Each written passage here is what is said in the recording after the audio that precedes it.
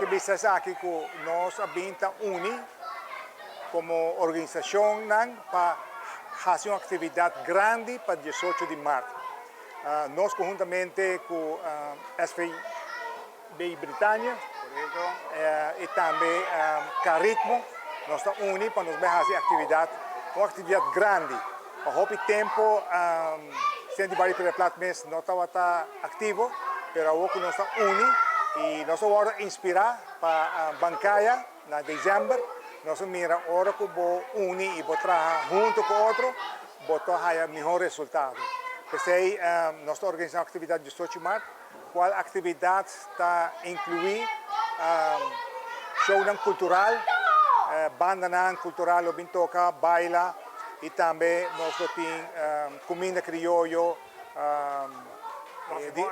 coffee morgue. Sim, o qual também é atividade de 18 de março mês.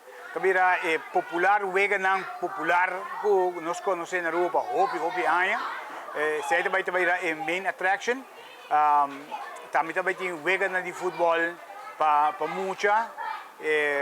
Lo também tem tent com venda de artesania. Lo tem comida criollo, lo tem coffee morgen, onde eu vou para adelantar.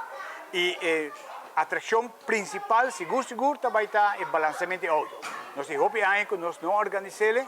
Então, nesse caso aqui, nós invitamos o povo de rua.